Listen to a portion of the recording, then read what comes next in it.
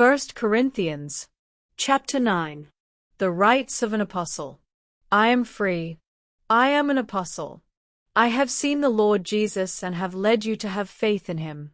Others may think that I am not an apostle, but you are proof that I am an apostle to you.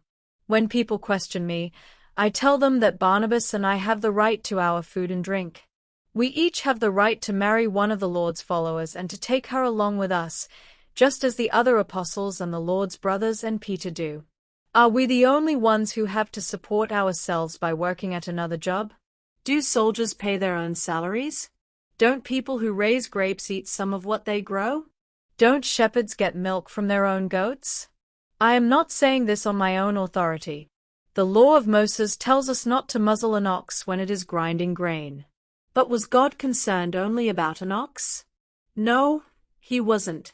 He was talking about us. This was written in the scriptures so that all who plow and all who grind the grain will look forward to sharing in the harvest. When we told the message to you, it was like planting spiritual seed. So we have the right to accept material things as our harvest from you. If others have the right to do this, we have an even greater right. But we haven't used this right of ours. We are willing to put up with anything to keep from causing trouble for the message about Christ. Don't you know that people who work in the temple make their living from what is brought to the temple? Don't you know that a person who serves at the altar is given part of what is offered? In the same way, the Lord wants everyone who preaches the good news to make a living from preaching this message. But I have never used these privileges of mine, and I am not writing this because I want to start now. I would rather die than have someone rob me of the right to take pride in this. I don't have any reason to brag about preaching the good news. Preaching is something God told me to do, and if I don't do it, I am doomed. If I preach because I want to, I will be paid. But even if I don't want to, it is still something God has sent me to do. What pay am I given? It is the chance to preach the good news free of charge and not to use the privileges that are mine because I am a preacher. I am not anyone's slave. But I have become a slave to everyone, so I can win as many people as possible. When I am with the Jews, I live like a Jew to win Jews. They are ruled by the law of Moses, and I am not. But I live by the law to win them.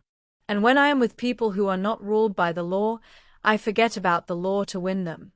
Of course, I never really forget about the law of God. In fact, I am ruled by the law of Christ. When I am with people whose faith is weak, I live as they do to win them. I do everything I can to win everyone I possibly can. I do all this for the good news, because I want to share in its blessings. A race and a fight. You know that many runners enter a race, and only one of them wins the prize. So run to win. Athletes work hard to win a crown that cannot last, but we do it for a crown that will last forever. I don't run without a goal.